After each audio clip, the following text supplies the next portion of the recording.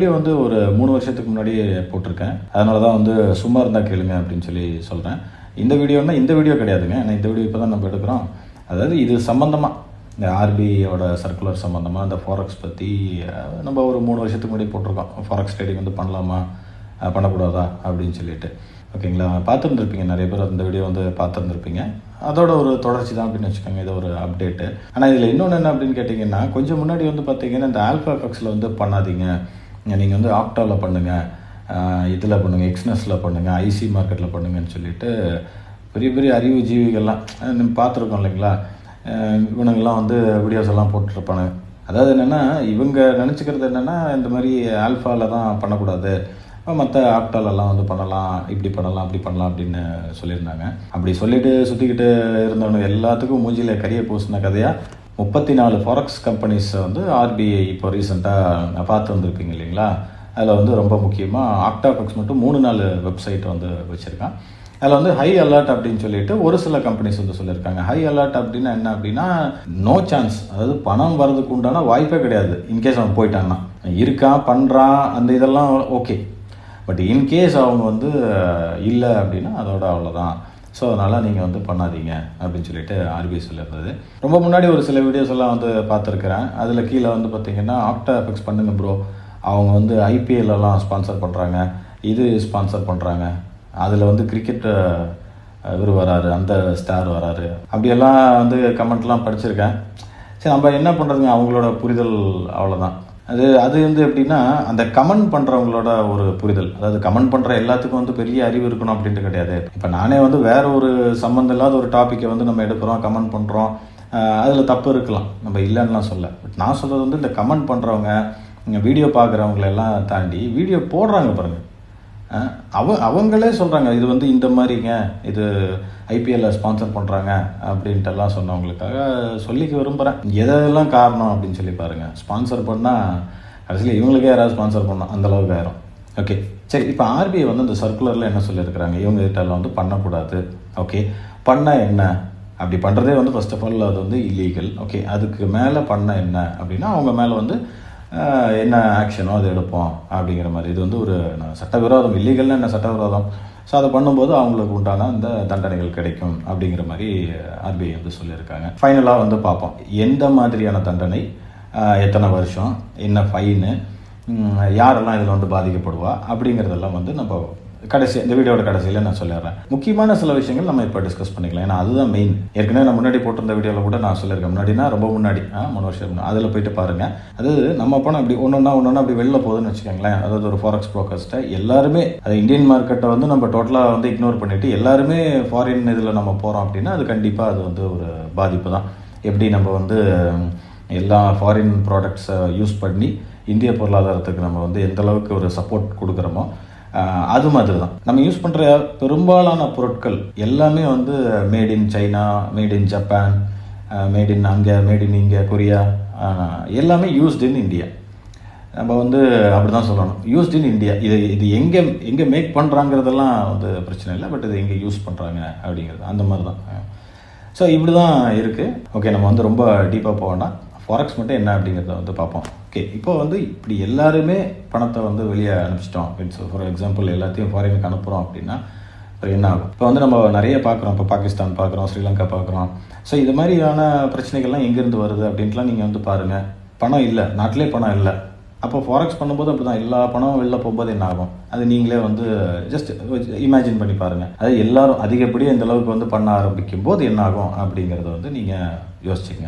So இதுதான் இதில் இருக்கிற ஒரு மேஜர் இஷ்யூ. எப்படி வந்து எல்லாமே தனியார் மயம் ஆகிட்டா என்ன ஆகும், அது மாதிரி தான் இது எல்லாமே தனியாக நம்மளை விட்டு போயிட்டா, நம்ம கண்ட்ரி விட்டு இன்னொரு பக்கம் போயிட்டா என்ன ஆகும் அப்படிங்கிறது தான் இதில் இருக்கிற விஷயம். ஸோ அதனால தான் வந்து நம்மளோட பணம் இங்கே இருக்குது, நம்ம இந்தியன் அக்கௌண்ட்டில் வச்சுருக்கிறோம், இங்கேருந்து நம்ம வந்து மாற்றக்கூடாது, போகக்கூடாது அப்படிங்கிறது வந்து நிறையா சொல்கிறாங்க. அப்போ உங்கள் கேள்வி வரலாம், இப்போ வந்து கிரிப்டோ வந்திருக்கே அப்படின்னு. கரெக்டு தான், நியாயமான கேள்வி தான். இப்போ நீங்கள் கேட்குறீங்க, என்ன கேட்குறீங்க, கிரிப்டோ மட்டும் என்ன ஆக போகுது அப்படின்னு சொல்லி நீங்கள் கேட்கலாம். இதாவது இன்னாரு அப்படின்னு நமக்கு தெரியுது, கிரிப்டோவில் அது கூட தெரியாது அப்படின்னு நீங்கள் கேட்குற கேள்வி நியாயமான கேள்வி தான். இப்போ நீங்கள் இந்த கேள்வி வந்து என்ன கேட்குறீங்க அப்படின்னா கண்டிப்பாக எனக்கு அதுக்கு பதில் இல்லை. அப்போ நம்மக்கிட்ட பதில் இல்லை அப்படின்னா அந்த பதில் சொல்ல வேண்டியவங்க சொல்லணும்.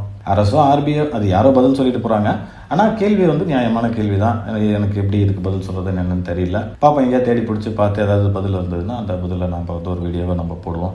Right, okay. ஃபாரெக்ஸ் வந்து இந்த மாதிரியெல்லாம் தடுக்கிறனால எப்படி என்ன மாதிரி ரியாக்ஷன் வரும் அப்படிங்கிறதையும் நம்ம வந்து டிஸ்கஸ் பண்ணணும். அப்படின்னா இது பெரிய விவாத மேடையை வைக்கணும். அந்தளவுக்கு தான் இதில் வந்து விஷயம் இருக்குது. இப்போ இவங்களே 3-3:30 மணிக்கு கடையை சாத்திடுறாங்க. அப்போ ஒரு ட்ரேடர் வந்து என்ன பண்ணுவாங்க, அதாவது சொல்லப்போனால் இது ஒரு வாய்ப்பு கொடுத்த மாதிரி ஆயிடுது. அதனாலையும் இந்த மாதிரியான ஃபாரெக்ஸ் ட்ரேடர்ஸ் வந்து போகிறாங்க அப்படிங்கிறது என்னோட வருது. அப்போ நம்ம என்ன பண்ணோம்னா இந்த 6 மணி நேரத்தை இன்னும் கொஞ்சம் அதிகப்படுத்துகிற மூலிமா இந்த ட்ரேடிங் ஆக்டிவிட்டீஸ் எல்லாம் வந்து கம்மியாகும் அப்படிங்கிறது வந்து என்னோட ஒரு கருத்து. ஓகேங்களா? அது போக ஒரு சிலர் வந்து இப்போ கேட்குறது வந்து என்ன கேட்குறாங்க அப்படின்னா, சரி இது வந்து இப்போ தான் வந்திருக்கா, இப்போ வந்து பேன் பண்ணிட்டாங்களா ஃபாரெக்ஸை அப்படிங்கிறாங்க. அதாவது என்னென்னா இவ்வளோ நாள் இருந்த மாதிரியும் இப்போ தான் வந்து பேன் பண்ண மாதிரியும் சொல்கிறாங்க. இது வந்து எனக்கு தெரிஞ்சு ஒரு 10 வருஷமாக 15 வருஷமாகவே இந்த சர்க்குலர் வந்துகிட்டு இருக்கு. ஓகேங்களா? இப்போ ஆக்டே வந்து 1999 போட்டது தானே, அதுலேருந்து வந்துகிட்டு இருக்கு. இந்த 2004 2005 அப்புறம் இந்த இன்டர்நெட் உலகம் அப்படிங்கிறது வந்து உங்களுக்கு அப்படியே தெரியும், அப்படியே மாறிச்சு எல்லாத்துக்கையிலையும். அப்போ தான் மொபைல் ஃபோனு எல்லாம் இந்த 8G நெட்ஒர்க்கு இல்லைங்களா, 2G அதெல்லாம் அப்படின்னு வந்ததானே 3G இல்லையா. ஸோ இந்த மாதிரி கொஞ்சம் கொஞ்சமாக நம்ம இன்டர்நெட் அப்படியே டெவலப் ஆக இந்த மாதிரி சர்க்குலர் வந்து அடிக்கடி வந்து வரும். அது நீங்கள் வந்து நிறையா பார்த்துருப்பீங்க. ஓகே, இவங்க என்ன சொல்கிறாங்க, RBI வந்து சரி என்ன தான் சொல்ல வராங்க அப்படின்னு நீங்கள் வந்து கேட்கலாம். இது ஏன்னா முக்கியமான விஷயம் தான். ஸோ RBI என்ன சொல்கிறாங்க அப்படின்னா ஜஸ்ட் நம்மளை வந்து வார்ன் பண்ணுறாங்க. அதாவது RBI வந்து என்ன பண்ணுது அப்படின்னா அவங்க கடமையாக அவங்க செய்கிறாங்க. அதாவது ட்ரேடர்ஸை வந்து வார்ன் பண்ணுறாங்க. ஃபாரெக்ஸ் ட்ரேட்னு போகாதப்பா, அங்கே போகாத, அங்கே புதக்குள்ளே இருக்குது உளுந்துருவேன் அப்படின்னு வந்து வார்ன் பண்ணுறாங்க. நீ போகாத, அந்த கம்பெனி வந்து க்ளோஸ் ஆகிட்டா அப்புறம் நீ வந்து பணத்தை காணான்ட்டு கேட்காத அப்படின்னு சொல்லிட்டு நம்ம RBI வந்து நம்மளோட ட்ரேடர்ஸ் ஃபாரெக்ஸ் ட்ரேடர்ஸுக்கு வந்து அட்வைஸ் பண்ணுறாங்க. ஓகேங்களா? அந்த அட்வைஸ் வந்து கொஞ்சம் அப்படி என்ன சொல்கிறது வார்ன் பண்ணுறாங்க அப்படின்னு கூட வச்சுக்கலாம். இது அட்வைஸ்ன்னு சொல்ல முடியாது, வார்னிங் அப்படின்னு கூட வச்சுக்கலாம். Okay, right. ஓகேங்களா? அதனால் நான் சொல்கிறது என்னென்னா, நீங்கள் யாரும் வந்து ஃபாரெக்ஸ் ட்ரேடிங் அது எந்த இதுனாலும் சரி உங்களோட இந்தியன் ஒரு பேங்க் அக்கௌண்ட்டில் வந்து நீங்கள் வந்து இப்போ இந்த எனக்கு தெரிஞ்சு நிறைய பேர் வந்து ஆஸ்திரேலியாக்கெல்லாம் பண்ண அனுப்புகிறாங்க இந்த பெப்பர் ஸ்டோனுக்கு. ஸோ அந்த மாதிரிலாம் வந்து பண்ணாதீங்க. அப்படி பண்ணும்போது பேங்க்கே உங்களை வந்து கேள்வி கேட்கும். ஸோ அந்த மாதிரிலாம் பண்ணாதீங்க. ஓகே. கடைசியாக வந்து என்ன பனிஷ்மெண்ட்டு இப்போ வந்து ஃபாரெக்ஸ் ட்ரேட் நான் வந்து ஆமாம் அப்படி தான் பண்ணுவேன் அப்படின்னு சொல்லி ஒரு சிலர் வந்து இன்னும் பண்ணுறாங்க. நார்த்துலலாம் அந்த மாதிரி தான் பண்ணுவாங்க, ரொம்ப வீம்புக்குன்னே இருப்பாங்க. ஓகேங்களா? ஸோ இந்த மாதிரியான ஆட்களுக்கு வந்து எந்த மாதிரியான பனிஷ்மெண்ட்டு என்ன சொல்கிறாங்க அப்படின்னு சொன்னால், இதோட பனிஷ்மெண்ட் என்ன அப்படின்னா ரொம்ப சிம்பிள். ஏற்கனவே நீங்கள் வந்து நிறையா இது பார்த்துருப்பீங்க. இப்போது ஒரு உதாரணத்துக்கு நான் சொல்ல பாருங்கள். ஒரு தனிநபர் தன்னோட வருமானத்தை மறைக்கிறார். ஓகே, மறைச்சு டேக்ஸ் ஃபைல் பண்ணுறாரு இல்லைங்களா. ஓகே, இப்போ அந்த மாதிரியான தனிநபர்களுக்கு எந்த மாதிரியான தண்டனை வழங்கப்படுகிறது அப்படிங்கிறத வந்து நீங்களே பார்ப்பீங்க.